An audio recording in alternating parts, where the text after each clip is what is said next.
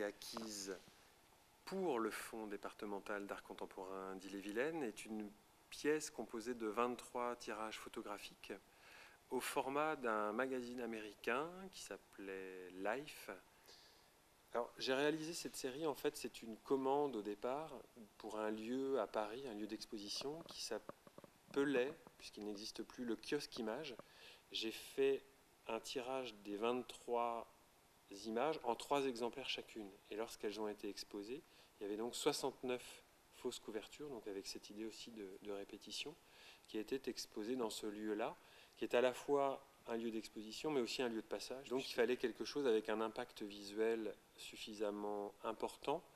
pour que ça puisse avoir de l'effet. Ces 23 tirages, en fait, sont au départ un travail sur un magazine qui s'appelle Colors, qui est un magazine thématique qui était distribué en kiosque. Et dans un de ces magazines que j'achetais régulièrement, j'avais repéré un reportage sur les gated communities, qui sont ces villages en particulier américains, mais maintenant on en trouve un petit peu partout dans le monde, qui sont des villages construits essentiellement pour des retraités riches,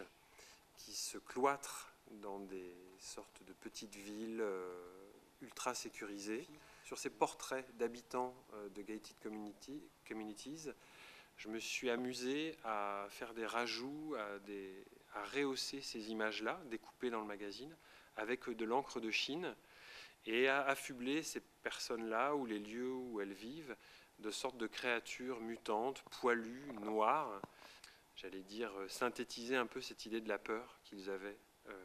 de tout ce qui pouvait venir de l'au-delà. Et ensuite, ces images-là rehaussées, je les ai scannées, et j'en ai fait des fausses couvertures de magazines, très inspirées justement du magazine Life, mais en changeant le mot Life par le mot Fear, qui veut dire peur.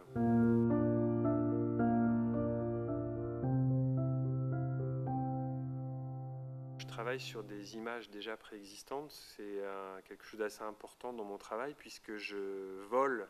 des images, c'est-à-dire que je vais piocher dans des vieux magazines ou dans des sources iconographiques qui peuvent être le web,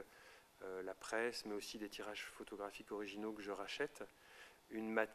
matrice, une matière première, pour moi réintervenir sur ces images-là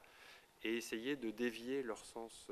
premier. Donc ça peut être des images très politiques que je vais trouver dans des magazines comme Match ou comme Life Magazine, mais ça peut être aussi des images issues d'albums de famille. Et ce qui m'intéresse, c'est de les retravailler